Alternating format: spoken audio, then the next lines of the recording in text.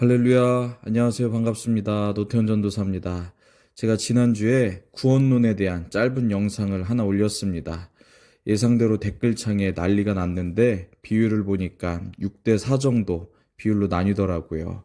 한 번 구원이 영원하지 않다고 말씀하시는 분들이 6, 영원하다고 말씀하시는 분들이 4 정도 되는 것 같습니다.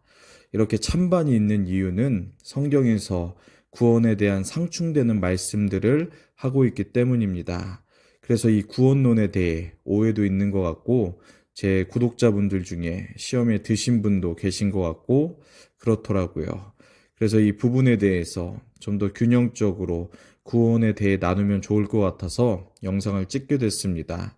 지난 영상이 10여 분짜리 짧은 영상이기 때문에 충분히 오해가 있을 것 같아요. 그 점 다시 한번 죄송하다 말씀드리고 싶고, 이 영상은 꼭 끝까지 시청하시길 주님의 이름으로 부탁드립니다.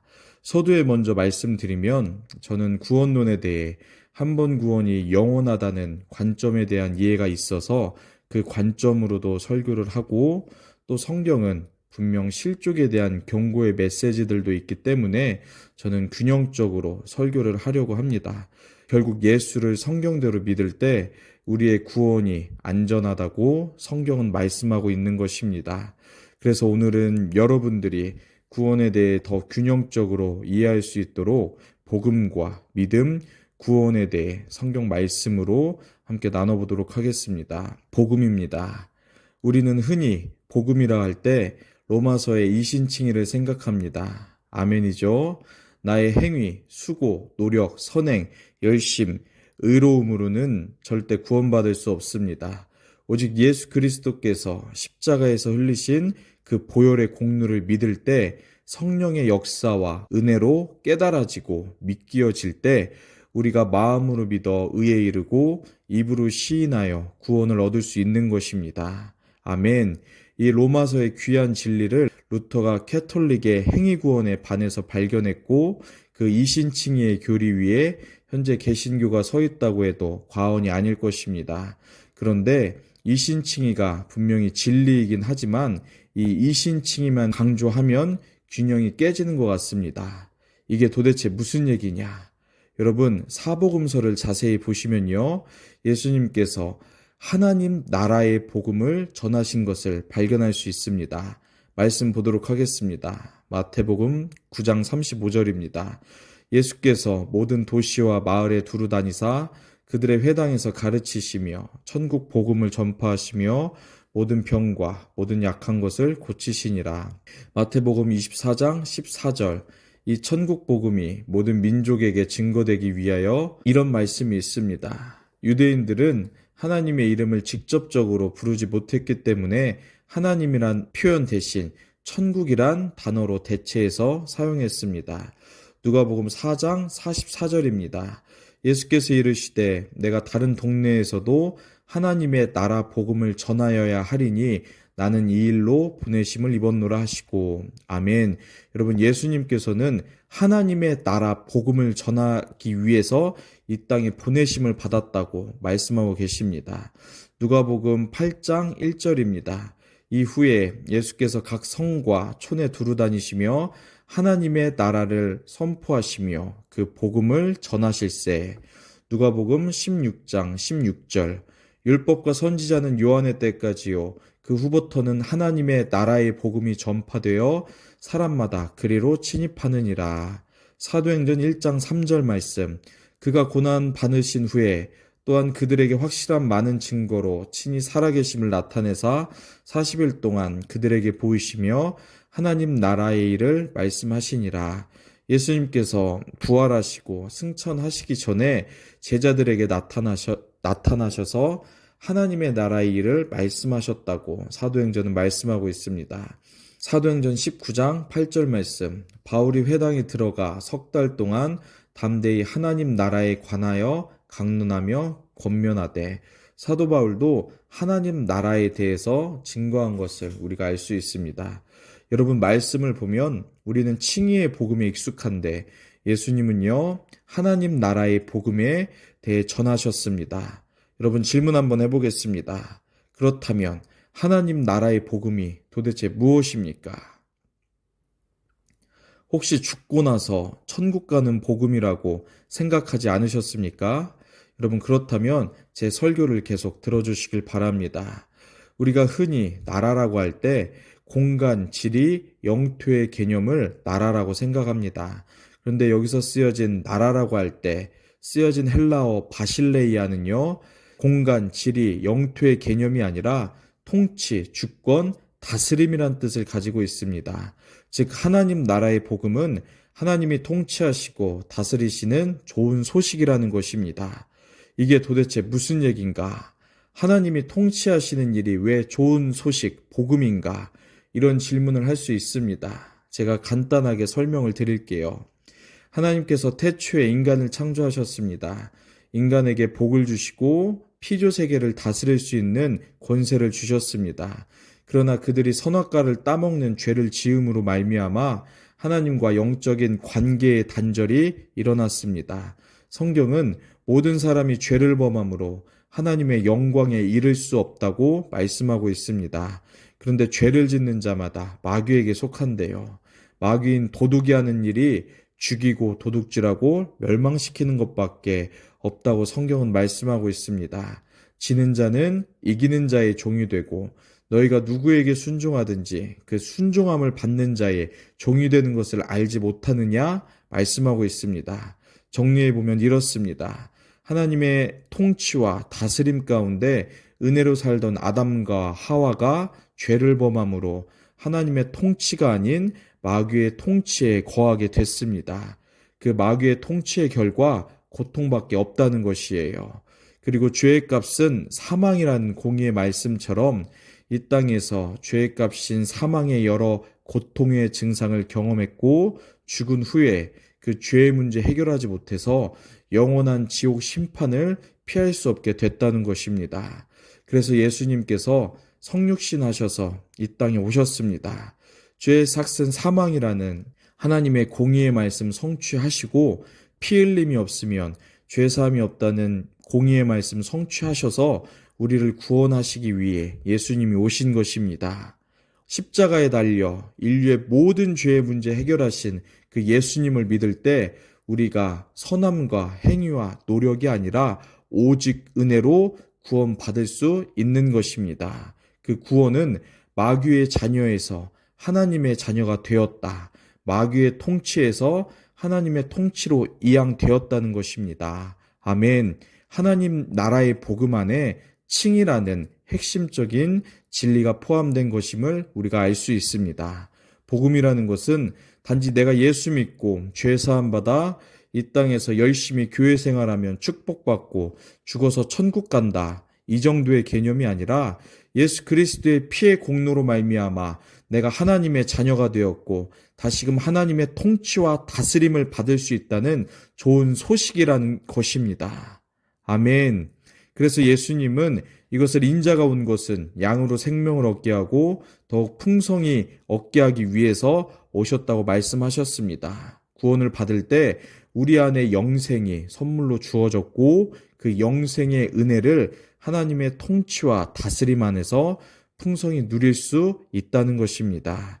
위에 통치 개념을 잘 설명하는 두 구절 보고 믿음으로 넘어가겠습니다. 사도행전 26장 18절 말씀, 그 눈을 뜨게 하여 어둠에서 빛으로 사탄의 권세에서 하나님께 돌아오게 하고 죄사함과 나를 믿어 거룩하게 된 무리 가운데서 기업을 얻게 하리라 하더이다. 아멘. 골로새서 1장 13절 14절 말씀, 그가 우리를 흑암의 권세에서 건져내사 그의 사랑의 아들의 나라로 옮기셨으니 그 아들 안에서 우리가 속량 곧 죄사함을 얻었도다. 아멘. 두 번째 믿음입니다. 우리가 하나님 나라의 복음, 즉 통치와 다스림을 받는 복음을 들었습니다. 그렇다면 믿음도 두 가지로 나누어서 생각할 수 있을 것 같아요.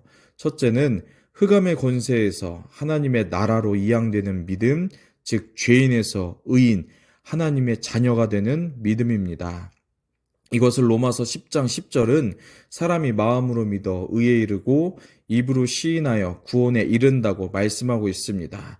우리의 행위와 수고, 노력이 아니라 오직 십자가에서 피 흘리신 우리 주 예수 그리스도를 믿을 때, 아니 성령의 역사와 은혜로 믿기어질 때, 그 마음에서 믿기어지는 예수님에 대한 믿음을 시인할 때 우리가 오직 은혜로 구원받는다고 성경은 말씀하고 있습니다. 아멘. 그런데 문제가 있습니다. 위에 성경 구절을 좀 더 깊이 상고해 보면 좋을 것 같아요. 위에 말씀이 선포되어진 2000년 전에는 기독교는 늘 소수였고 핍박받던 종교였습니다. 예루살렘에서 시작된 이 복음도 유대인에게 핍박을 받았고요. 복음이 퍼지며 유대 밖에 있던 이방인들과 디아스포라 유대인들에게 믿음이 시작될 때도 그들은 늘 차별받고 핍박받는 상황이었습니다. 예수를 믿는 것이 노동조합에 가입되어 장사를 하는 데 지장이 있었고요. 우상숭배가 만연했던 종교다원주의 시대에서 유일신 하나님만을 섬기는 것이 참 힘들었을 거예요. 더욱 나아가서 네로 황제의 핍박과 환난 가운데 예수 믿음에 붙잡혀서 창에 꽂혀 불에 태워지며 로마의 밤거리를 비추거나 경기장에 들어가 산채로 맹수의 먹잇감이 되는 그런 핍박의 시대였습니다.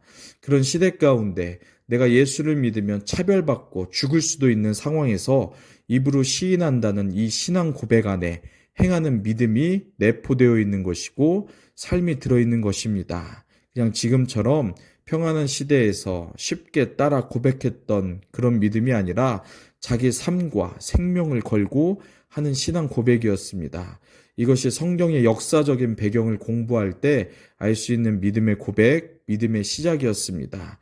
그리고 또한 성경은 행하는 믿음을 야고보서에서 얘기하고 있습니다. 동전의 양면과 같은 것이죠. 하나님의 통치와 다스림을 받는 것이 단지 입술의 고백, 지적인 동의, 마음의 깨달음만이 아니라 삶의 순종, 행하는 믿음을 통해 하나님의 통치와 다스림을 받아들이는 것입니다.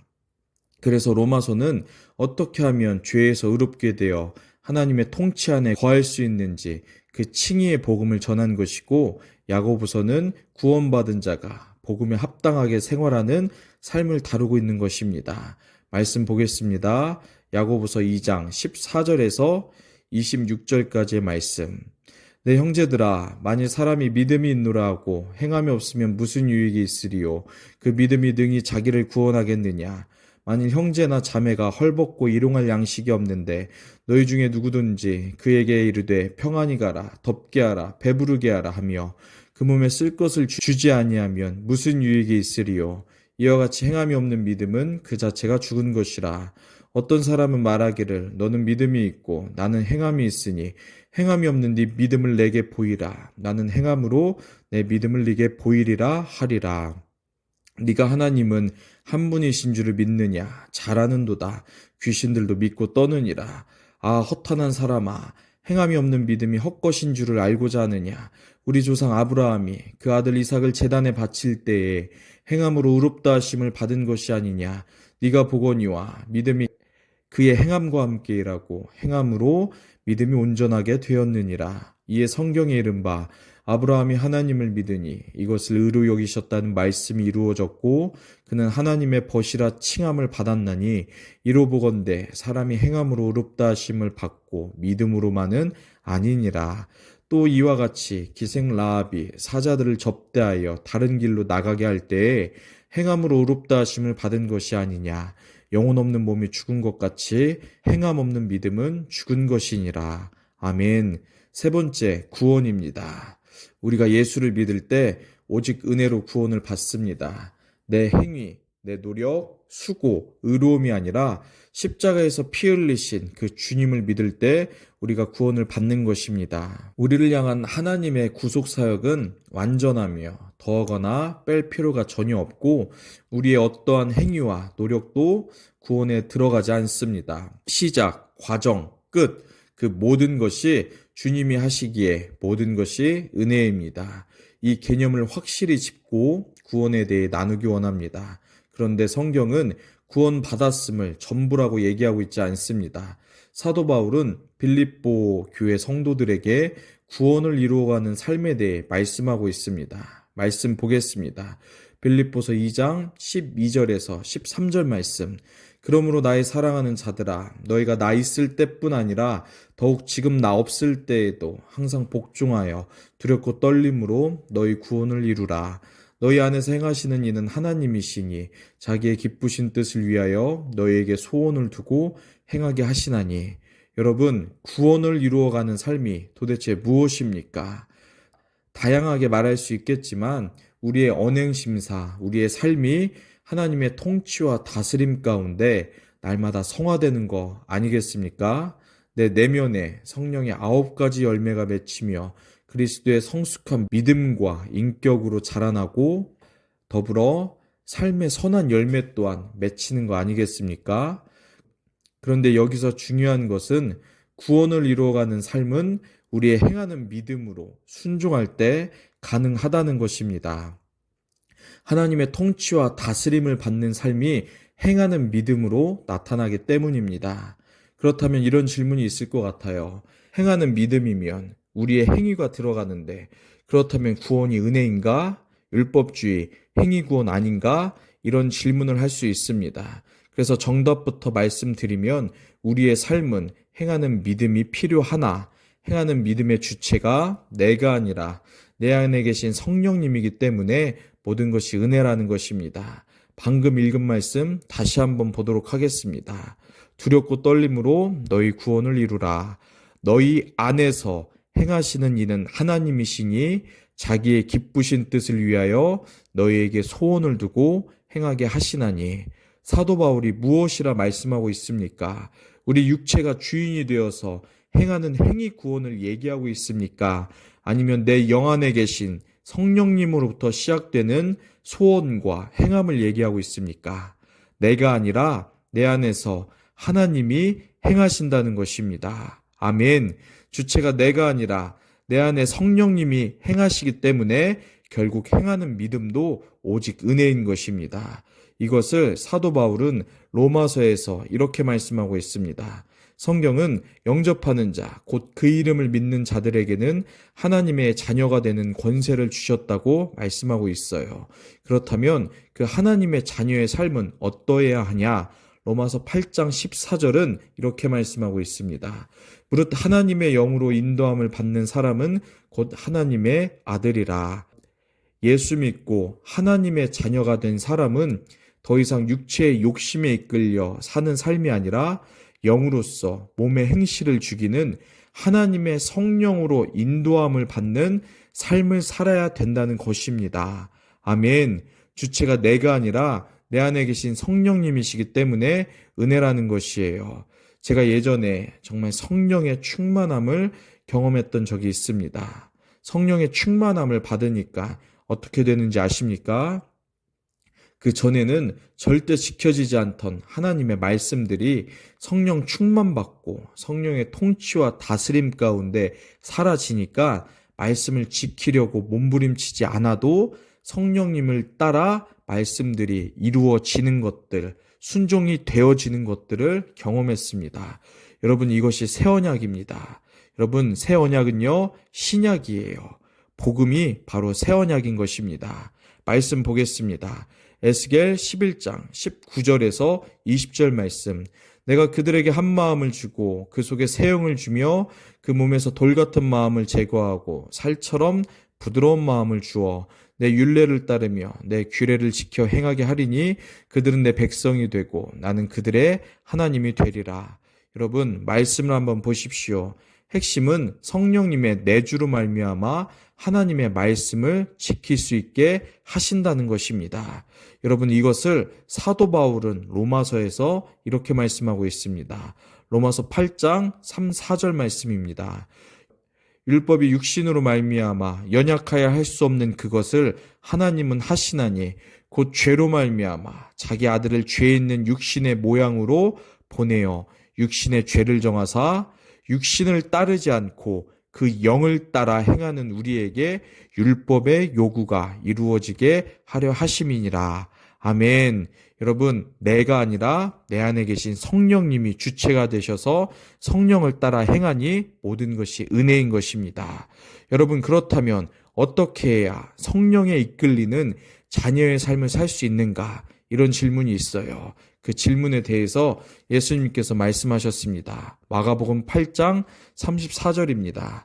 무리와 제자들을 불러 이르시되 누구든지 나를 따라오려거든 자기를 부인하고 자기 십자가를 지고 나를 따를 것이니라. 아멘.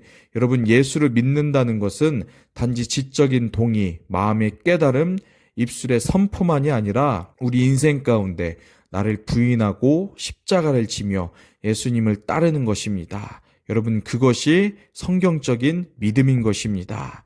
내가 내 인생의 주인이 아니라 나의 주인 되신 예수 그리스도의 통치권을 받아들이는 것이고, 인생을 내 힘과 내 뜻, 내 노력, 열심으로 구원해 가는 것이 아니라 나를 구원하신 주님의 구원을 믿고 그분의 모든 가치를 영접하는 것입니다. 여러분, 이것이 성경이 말하는 균형적인 믿음인 것이에요. 정리해보면 나를 부인하고 십자가를 질 때 내 안에 성령님이 나를 인도해 가십니다. 그럴 때 비로소 나의 행위, 노력, 열심이 아니라 영으로서 몸의 행실을 죽이는 구원을 이루어가는 삶을 살 수 있게 되는 것입니다. 행하는 믿음, 순종이 필요하지만 행위와 순종이 나로부터 시작되는 것이 아니라 성령님으로 시작되니 구원을 이루어가는 삶도 모두 은혜인 것입니다. 아멘. 여러분, 이것이 성경이 말하는 믿음입니다. 이 믿음 안에 거할 때, 즉 성경적인 믿음으로 우리가 예수를 믿고 살아갈 때 우리의 구원은요, 그리스도 예수 안에서 영원한 것이고 안전한 것입니다. 아멘. 그런데 성경은 구원의 영원함, 구원의 안정성뿐만 아니라 구원의 실족에 대해서도 분명히 말씀하고 있습니다. 마태복음 7장 21절에서 27절 말씀 보도록 하겠습니다. 나더러 주여 주여 하는 자마다 다 천국에 들어갈 것이 아니요 다만 하늘에 계신 내 아버지의 뜻대로 행하는 자라야 들어가리라.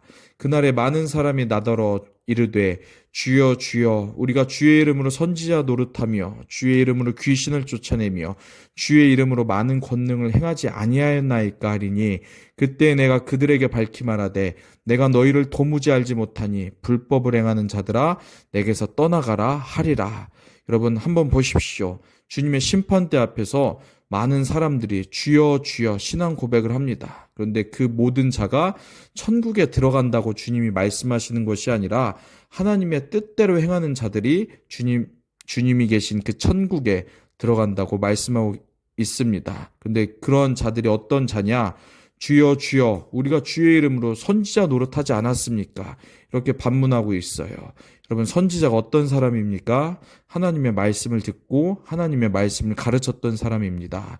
주여 주여 우리가 주의 이름으로 귀신을 쫓아내지 않았습니까?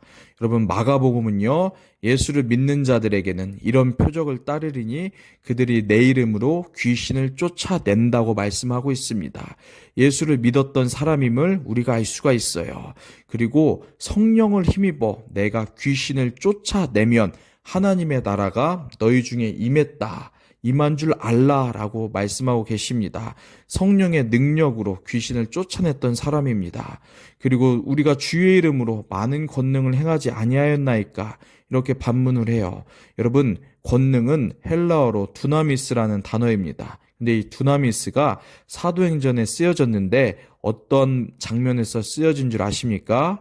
오직 성령이 너에게 임하시면 너희가 권능을 받고 할 때 이 권능과 이 마태복음의 권능이 같은 단어로 쓰여진 것을 우리가 알 수가 있어요. 근데 이들이 천국에 가지 못했던 이유가 불법을 행했기 때문에 천국에 들어가지 못했다라고 말씀하고 있는 것입니다. 또한 히브리서 말씀 6장 4절에서 5, 6절 말씀 한번 보도록 하겠습니다. 한번 빛을 받고 하늘의 은사를 맛보고 성령에 참여한 바 되고 하나님의 선한 말씀과 내세의 능력을 맛보고도 타락한 자들은 다시 새롭게 하여 회개하게 할 수 없나니 이는 그들이 하나님의 아들을 다시 십자가에 못 박아 드러내놓고 욕되게 함이라. 여러분, 한번 빛을 받고 하늘의 은사를 맛보고 성령에 참여한 바 되고 하나님의 선한 말씀과 내세의 능력을 맛봤대요. 무슨 얘기입니까?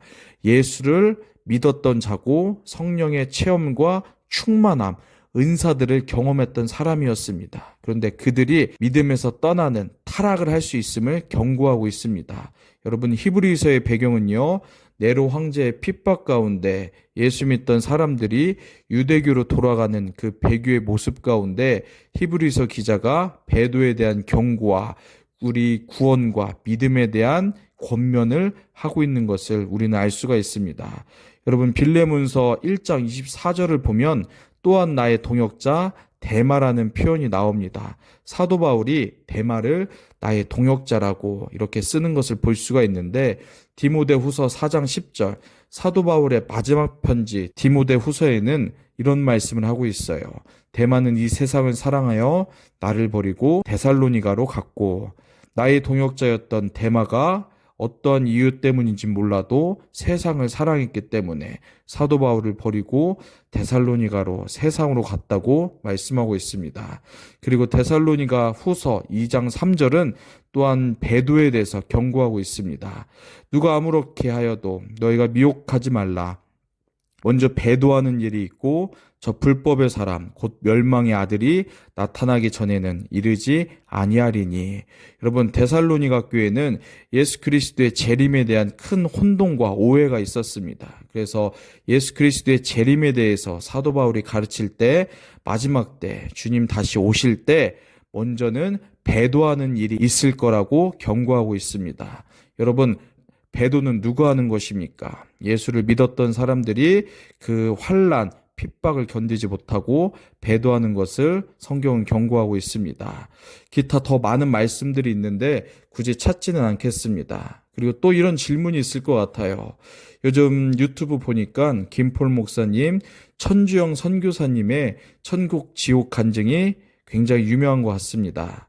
저도 아이들을 데리고 캠프에 참가했을 때 천주영 선교사님이 본인이 본 천국과 지옥에 대해서 간증하시더라고요. 그런데 어떤 댓글들을 보니까 교회 직분자가 지옥 갔다는 그 김폴 목사님의 간증과 그 천주영 선교사님의 이런저런 죄 지었다고 지옥 갔다는 그런 간증들에 비판하는 댓글을 다는 것을 볼 수가 있었습니다. 그들의 입장은 이랬을 거예요. 에이, 어떻게 예수 믿는데 지옥 가냐? 그런 죄 좀 지었다고 지옥 가냐? 이렇게 아마 생각하고 반문했던 것 같습니다. 그런데 성경은 무엇이라 말씀하고 있는지 우리가 함께 찾아보도록 하겠습니다. 갈라디아서 5장 19절에서 20절 말씀입니다. 육체의 일은 분명하니 곧 음행과 더러운 것과 호색과 우상숭배와 주술과 원수 맺는 것과 분쟁과 시기와 분냄과 당짓는 것과 분열함과 이단과 투기와 술취함과 방탕함과 또 그와 같은 것들이라. 전에 너희에게 경계한 것 같이 경계하노니 이런 일을 하는 자들은 하나님의 나라를 유업으로 받지 못할 것이요. 여러분, 숭배자는 당연히 지옥 가겠죠. 그런데 사도 바울은 다른 기타 죄의 목록을 나열하면서 그들이 하나님의 나라를 유업으로 받지 못할 것이다 경고하고 있습니다. 또 말씀 보겠습니다. 요한계시록 21장 8절 말씀. 그러나 두려워하는 자들과 믿지 아니하는 자들과 흉악한 자들과 살인자들과 음행하는 자들과 점술가들과 우상숭배자들과 거짓말하는 모든 자들은 불과 유황으로 타는 못에 던져지리니 이것이 둘째 사망이라. 여러분, 계시록에서는요, 사도 요한이 다양한 죄들을 나열하면서 우상숭배, 점술가들을 얘기하고 있어요. 여러분, 천국 지옥 간증을 보면 지옥에 떨어진 사람들이 이러이러한 죄를 지었기 때문에 지옥 갔다고 하는데 성경에 동일하게 써 있는 것을 볼 수가 있습니다. 또한 생명책에 이름이 지어질 수 있다고 추론할 수 있는 구절도 있죠. 출애굽기 32장 32절 말씀입니다. 그러나 이제 그들의 죄를 사하시옵소서. 그렇지 아니하시오면 원하건대 주께서 기록하신 책에서 내 이름을 지워버려 주옵소서. 여러분, 모세의 기도예요. 여러분이 스스로 한번 말씀을 보시고 판단하고 분별하시길 바랍니다. 여러분, 그래서 구원이란 무엇인가 라는 책을 쓰신 김세훈 교수님께서도요, 위에 두 부분, 한 번 구원이 영원한가, 영원하지 않은가 라는 내용을 가지고 말씀하시면서 긴장관계에 있다고 설명하십니다. 한 번 구원이 영원하다는 교리는 우리에게 구원의 안정감을 줄 수 있지만 성경이 말하는 믿음을 균형 있게 가르치지 않고 순종하지 않으면 우리의 타락한 죄성으로 말미암아 안일함 혹은 방종에 빠질 수 있는 위험성이 있습니다. 또 한 번 구원이 영원하지 않다는 교리는 회개와 순종에 대한 믿음은 있을지라도 두려움과 정죄감, 기쁨과 자유함이 없을 수 있고 율법주의 행위 구원론으로 빠질 우려가 있습니다.